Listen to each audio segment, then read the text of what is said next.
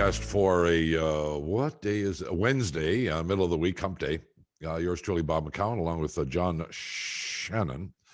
If you're watching, our friend Buck Martinez is with us, and we will talk baseball. But I wanted to take a couple minutes off the top to address the situation that had us all kind of glued to radio, television, internet yesterday. Tiger Woods in an automobile accident just outside Los Angeles yesterday morning, shortly after 7 a.m. He was extricated from the car, taken to hospital. He had extensive surgery, and we don't know enough about the additional injuries he may or may not have suffered. So I got to be careful with what I say here. But as I understand it, the injuries are principally to his right leg. Multiple fractures, pins and rods inserted in both his leg and his ankle. However, there is no indication of any extensive or serious injury to his left leg. That was the leg that you all will recall, the U.S. Open that he won, playing literally on one leg. That injury was to his left leg. And I just wanted to point out that he is extremely fortunate, as you can be, to be alive, but that the injury is to his right leg as opposed to his left with respect to his potential to play golf again. And I say this because I've gone through it. I had extensive knee surgery on my right leg, and it doesn't impact your golf game, and principally because your weight transfer is only about 60-70% in the backswing for a right-handed player, and you literally land entirely, put all your weight on your left side. So I think there is some reason to be optimistic that, assuming there are no additional problems, that his back is okay, we may see him back on the golf course. And we're all hopeful that that will be the case. But more importantly, that Tiger is able to live as normal a life in the future as possible. Let's remember, Bob, he already had back surgery last December. He did. He was just recuperating from that. And I read an interview yesterday that he talked about his Masters victory in 2019. And did he view that as the greatest comeback in golf history? And he said, no. He viewed Ben Hogan's return from his car accident as the greatest comeback in history. And there is some irony to that now. Now, Hogan hit a bus and had to learn how to walk again, and then came back and won a major tournament. For Tiger to come back from these injuries, and if anybody can, Woods is the ultimate fighter. If anybody can come back, it would be Woods. It would truly be Hogan-esque if he could come back and play the game of golf at an elite level again. Buck, you want to jump in? The interesting thing in the Hogan accident was horrific. And, there's stories about him leaping in front of his wife, falling across the car in front of his wife to protect her, which may have exacerbated his situation. But you know what? The biggest thing, my first reaction was, oh gosh, I hope he's not taking pills or has any drinks. I mean, that was my first reaction because we've been down that road before with him. But the golf world certainly reached out to him. I mean, you saw athletes tweeting and everybody was kind of reaching out for him. And I think we all feel the same. This guy was a standard in his sport that many athletes have never reached. But I'm not so concerned about him playing golf again. You know what? He's accomplished so much. Sure. And he's done so much. And you just hope he has a good life and he can be a good person, a good father to his kids, and just get on with things. But this is going to be a long recovery. A compound fracture of any nature is going to affect you as an athlete. And having had an ankle injury, that affects you as well. And yeah, you can live a normal life, but as far as performing on a high level, I don't know if he'll ever do that again. Well, we will find out, and probably not in the immediate future, as you said. Well, if anybody knows about coming back from catastrophic injuries, Buck, it would be you, sir. Well, I certainly wasn't as good as Tiger before the injury, so I couldn't come back to any standards like that.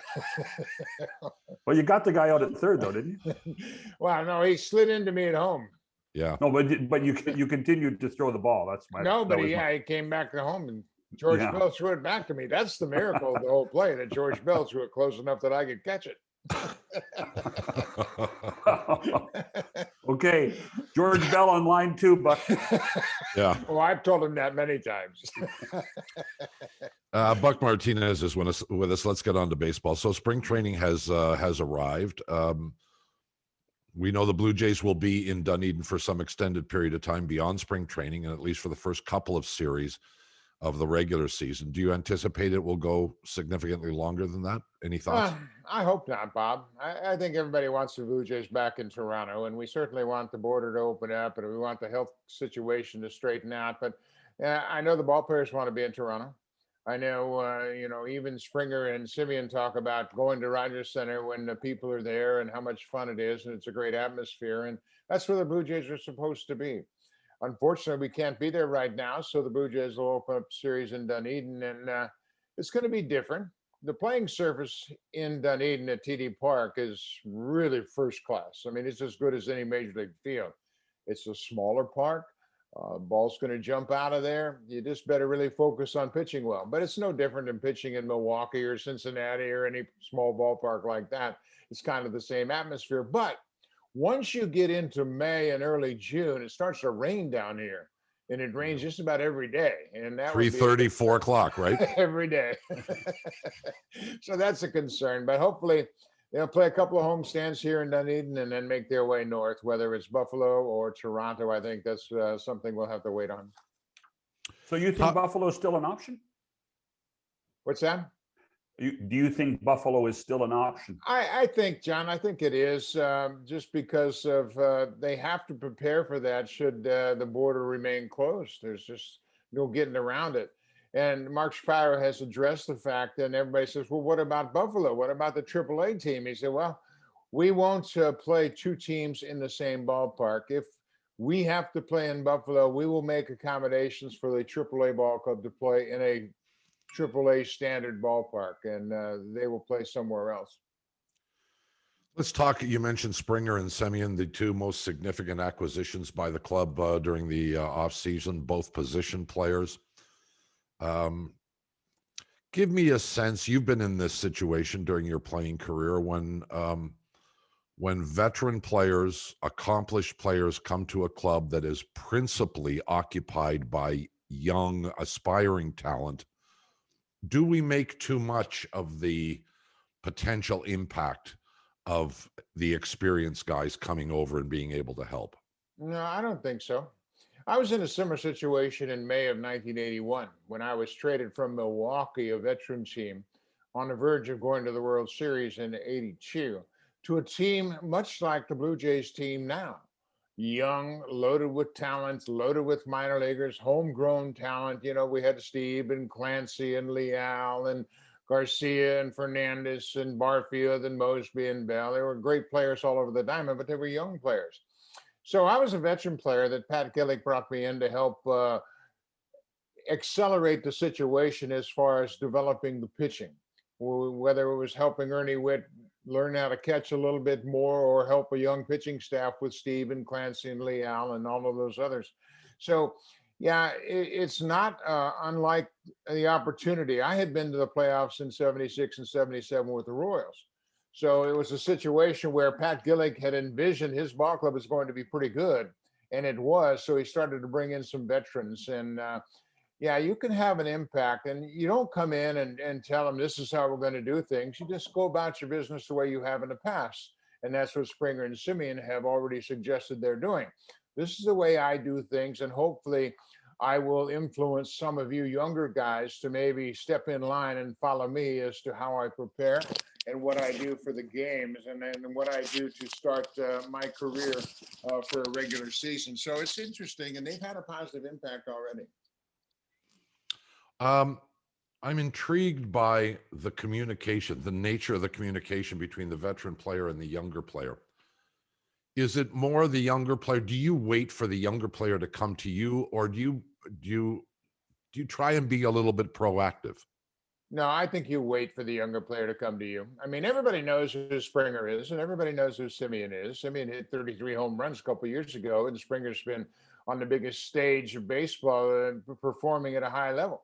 So everybody knows who these guys are. And I think the one thing they have both done, they're both great guys, character guys, very bright guys. You know, Springer went to UConn and Simeon went to Cal.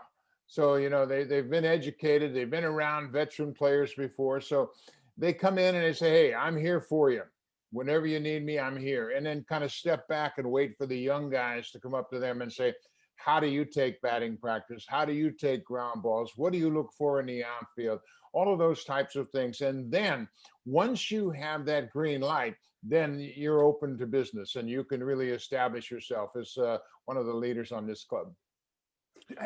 Buck, the move of Simeon to second base, how much of a issue is that for him, not for everybody else, for him?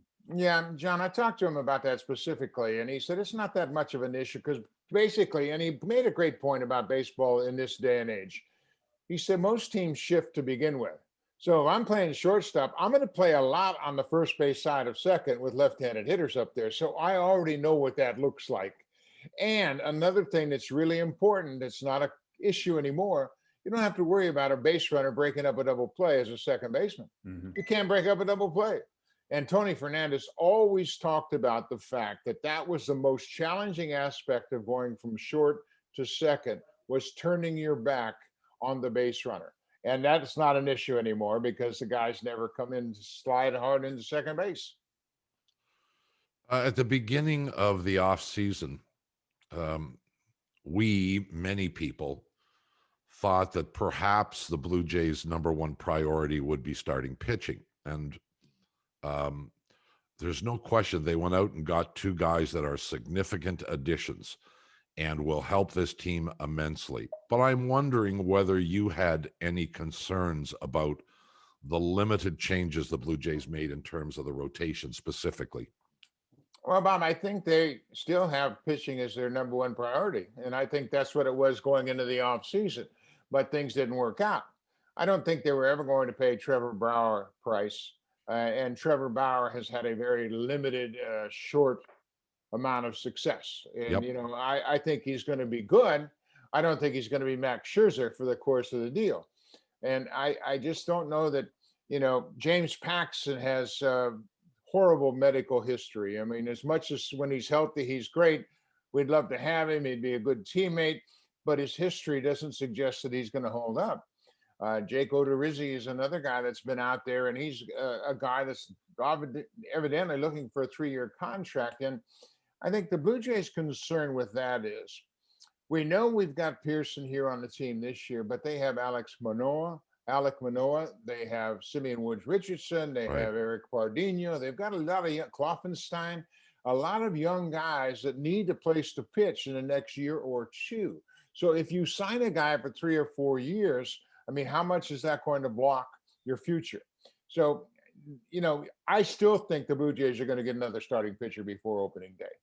I still think they're going to get somebody either by a trade or a late minute free agent, somebody to come in here and serve the role of a 4 or 5 starter in that rotation. And I think that's an issue that they need to address. Two of the guys they brought in, well, Ross Stripling came in last year, but Tyler Chatwood's another one. Chatwood is, well, both of them are interesting stories. Chatwood is a guy who has a live arm, lots of potential. They're now talking about him as maybe a 6-out guy, a guy you bring in maybe in the 6th or 7th, the 7th or 8th potentially. But he could theoretically be a starter at some point. What do you see? Where do you think he fits? Well, I think, yeah, you characterize it. He's going to be a 2-inning guy. I think he has moved past the starter mentality. I think he understands his stuff plays up a little bit. And he mentioned how he talked to Brandon Morrow when they were both in Chicago with the Cubs, and Morrow made the transition very effectively from a starter to a reliever.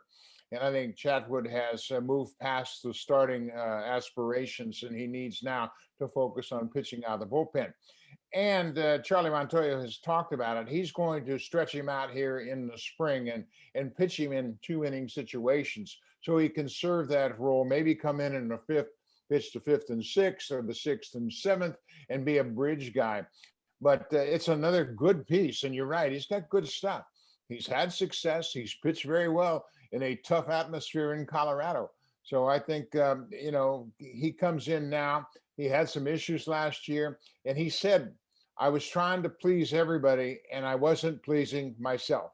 And he was pitching away from his strengths, and he's going to pitch back to his strengths, according to what he told us recently. So as a catcher, a guy is a starting pitcher, and he almost invariably has, well, 3 solid pitches, a fourth that he can use, maybe even a fifth. Mm-hmm. And so as a catcher, you want to go through that cycle and pick your pitches carefully. Relievers tend to be 2-pitch pitchers. Right. But this is the stereotypical reliever now. You're hoping to get 1 inning out of him. 3 outs would be nice. Well, no, but I mean, this is the psychology of the game now. The game today is, we don't care if we throw 5 or 6 pitchers in a ball game. We don't care if a guy's going well. He's going to have a limited number of pitches. Okay, but anyway, Chatwood is kind of a middle-ish guy. He's going to give you want him to give you 2 innings, maybe even a little bit more. As a catcher, does he need to have 3 or 4 pitches, or can he be successful with 2? I think he can be successful with 1 if he can locate his fastball. I think that's the key, that everybody tries to have too many pitches. And, no one was a better example of that than Kelvin Escobar. I mean, he had 6 pitches, but, he didn't really master too many of them. And I think what you have to do, and he understands this now, and Tyler Chatwood talked about throwing his fastball and his cutter. The biggest thing that people overlook nowadays is location. If you locate your pitches, you can pitch with 1 pitch, in, out, up, down, back and forth, and just change speeds on all those pitches. But these pitchers nowadays are so concerned with velocity and max effort that they forget about pitching and changing speeds and disrupting the timing, go back and forth. So as a catcher, to get back to your question, I'm not concerned about how many pitches Tyler Chatwood throws. I'm concerned about how many quality pitches he can throw with 2 pitches in many different locations. Based on that, Nate, Buck, what has Nate Pearson mastered? He has to master his fastball. And when he came up last year, he got so enamored with the scatter reports and saying, well, you got to pitch this guy up and pitch that guy down, and don't throw this guy a fastball and all that. You got to get back to your strengths. This guy throws 100 miles an hour. If I said to you, and we did this with Jim Clancy when he almost pitched his perfect game against the Twins many years ago. I sat down and away for the whole game. The Twins knew exactly where we were pitching him, and they couldn't hit him. So if Nate Pearson focuses on his fastball down in the zone, elevating occasionally, but not every pitch, he tried to be a pitcher when he's a power guy, and he tried to be too fine. Here, let me tell you something. This is really interesting, and I'm glad you brought it up, John. Clayton Kershaw, Justin Verlander, Max Scherzer. It took Scherzer 5 years in the big leagues to be Max Scherzer. It took Verlander 4 years in the big leagues to be Verlander. And it took Clayton Kershaw 3 years in the big leagues to be Clayton Kershaw. Now, mind you, and these are Hall of Fame pitchers. We are asking these kids to come up from AAA and win 15 games when they can't even get through 5 innings. So I think we have to be a little more patient, and we have to give them the freedom to pitch in the middle of the plate. Hitting is very difficult. We have made it seem to be impossible to get anybody out because of all the scouting reports. Throw it down the middle and take your chances. Well said. Quickly, we want to take a break, but Ross Stripling, starter, reliever, where do you see him? He's a swing guy for me right now. He's that guy that can pitch you 4 innings out of the bullpen, or if you need a spot start, he can spot start. But right now, for me, I don't see him as a 5th starter. I see him as a swing guy, a long reliever. Let's take a quick break. We'll come back with more. One of the voices of the Blue Jays, Buck Martinez, with us on the podcast. We are back. Buck Martinez is with us. Yours truly, Bob McCown, John Shannon as well. I want to talk about, we spent a lot of time, and we will continue to spend a lot of time focused on this still young Blue Jays team that may be coming into its own. And when I say coming into its own, maybe a team that can contend for a World Series. Certainly, the aspirations are for them to be a playoff team. But in the midst of this, and you alluded to it a little bit earlier, Buck, this organization has built a farm system that is quite prolific. There are lots of pieces coming, and we, maybe not us, but the general fan looks at the 25-man roster and makes us evaluations and what they should do, shouldn't do, based primarily on that. But you've got to look at a year from now, 2 years from now, and what's coming, and got to make sure that you have positional holes as well as the economic flexibility to be able to accommodate that. And two guys that got a lot of ink, and we haven't spent hardly any time talking about, at least John and I haven't, Austin Martin and Jordan Groshans. How good can these guys be? Well, it's really hard for me to say. I have not seen Austin Martin in person. Of course, he got drafted last year. They got him to the alternate site, and he worked out, and he's a very good athlete. I've watched him on video playing at Vanderbilt, and he's an athletic kid. He can play the infield, he can play center field, he can play first base, he runs well, and he looks like he's got some pop. Jordan Groshans, I have seen in person take batting practice. He's a big kid. He's kind of like a Troy Tulowitzki type of body, a guy that projects to be a good hitter. And, he's dealt with injuries early in his career. He had plantar fasciitis that's really knocked him down. And that foot injury appears to be fine. He's in camp now. But those are guys that they are penciling in. One thing, excuse me, as I lose my... That's okay. Just slide it back in there. There you go. One thing that Pat Gillick did that I thought was genius. He would go around the room in spring training and say, Bob, John, give me your lineup this year. Give me your lineup in 5 years. What's your lineup going to be in 10 years? And that's brilliant because it gives you an idea of who we can project to be everyday players and where we have to fill our needs down the road. And this is how you build a sustainable organization, which this group of Blue Jays front office personnel is doing. Now, they talk about, Groshans and Kloffenstein and Eric Pardinho and Austin Martin, and there are more players coming, or Elvis Martinez, Otto Lopez. These guys are pretty interesting position players. And that's the way it was when I arrived with the Blue Jays in '81. There were players everywhere. Not only was it Bell, Barfield, and Mosby, but it was Tony Fernandez, and it was Dave Steve coming on, and it was more and more pitchers all the time, more position players. And, Willie Upshaw was just on the verge of establishing himself. And the Blue Jays now are in that same position in my mind as they were in the early 80s. And I think it's something that can be sustainable for a long time. Prospects are an interesting discussion, but it wasn't that long ago that we were talking about the greatest prospect maybe in Blue Jay history making an impact. And we've gone 25 minutes without mentioning Vlady Guerrero's name. Have expectations changed that much for him?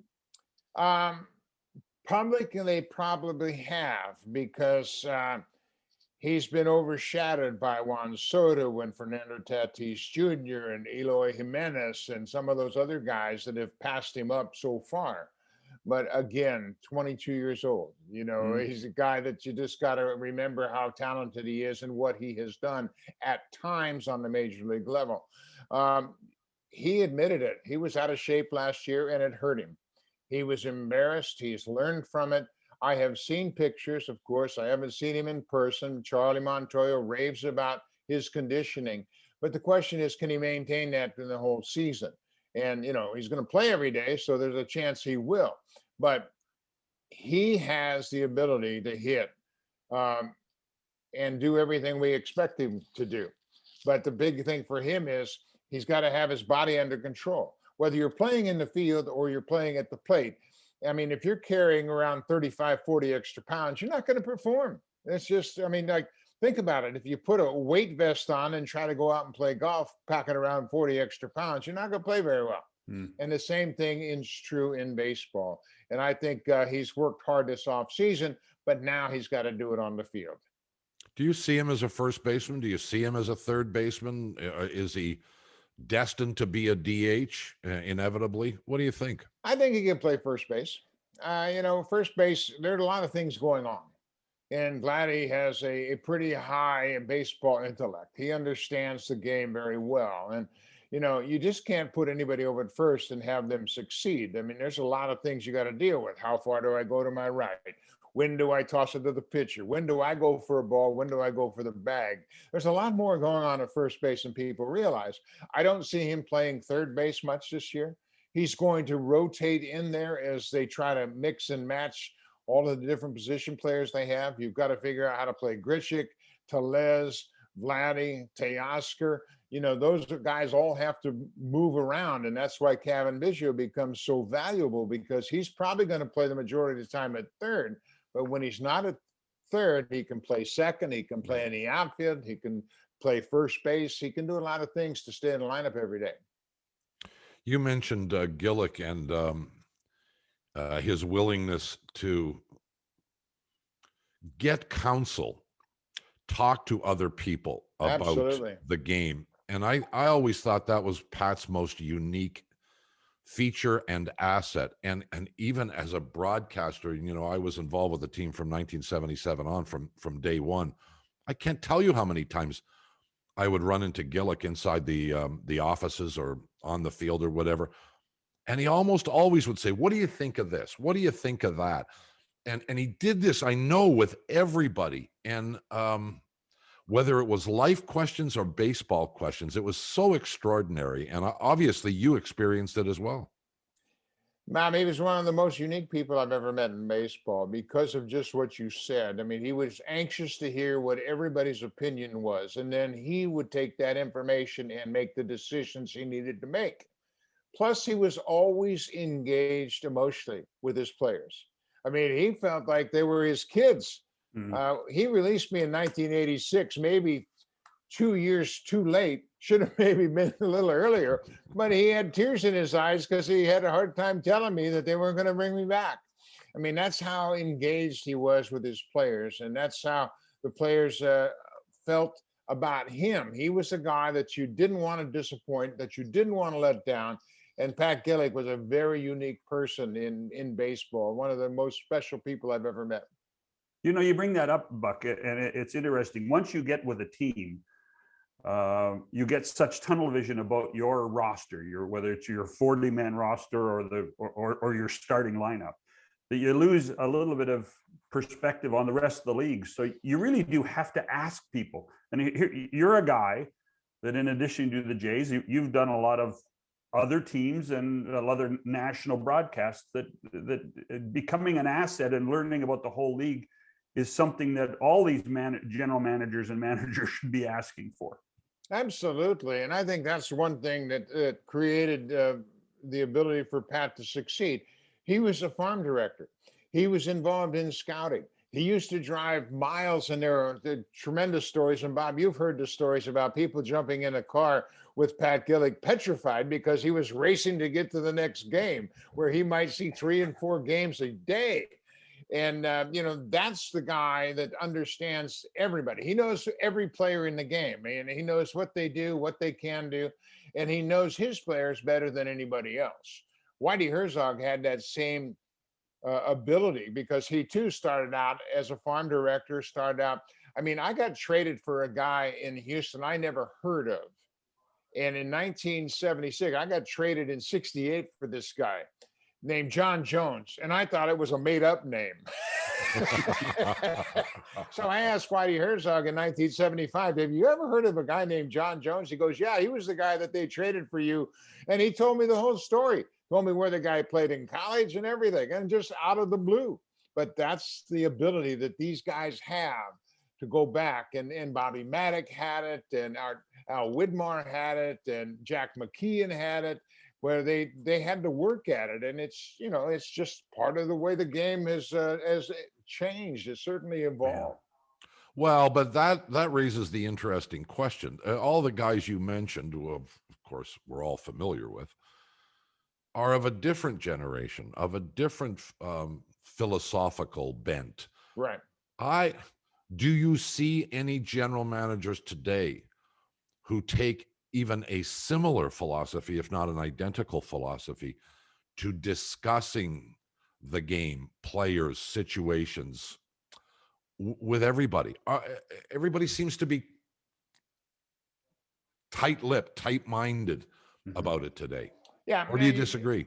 No, I don't disagree. I think the one guy that comes to mind immediately is Dave Dombrowski, who just took over in Philadelphia. Yeah. Okay. I mean, and he's been in it forever. I mean, he's told me about being a 21-year-old with the Roland Heeman in Chicago, and Bill Veeck and Roland Heeman, and he would drive them home at night because maybe they had one or too many cocktails before they were going home. So Dombrowski was their driver. So he would listen to these guys talk baseball and took it all in, soak it all in. So, I mean, he's a guy, and he was with La Russa in Boston.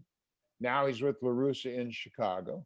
And I guarantee you they're sitting down and say, what do you think about this guy? How about that guy? What about that guy in Philadelphia? And you know what? Sometimes you don't want to engage in a conversation with people because it might expose the fact that you're not as well versed in that topic as they are. And I think that's an issue where, you instead of going out and saying, John, let's talk about this hockey player. Let's talk about that hockey player. I might not ask you about hockey players as much as I would ask you about baseball players.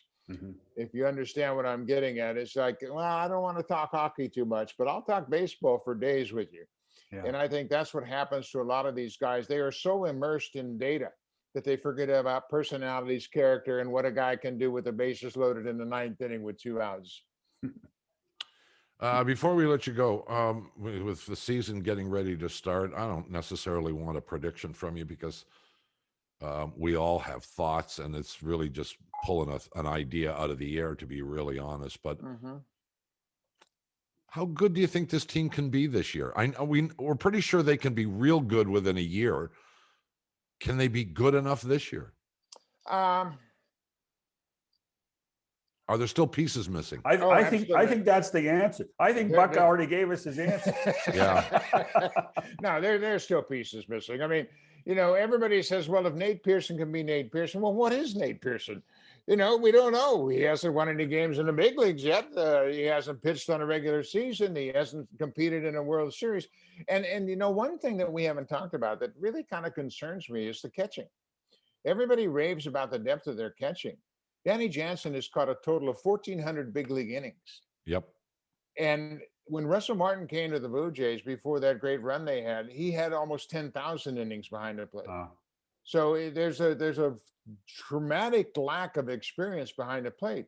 And as much as, Alejandro Kirk caught everybody's imagination last year, I was hitting 306 after my first 85 at bats in the big leagues. So don't get excited by short samples.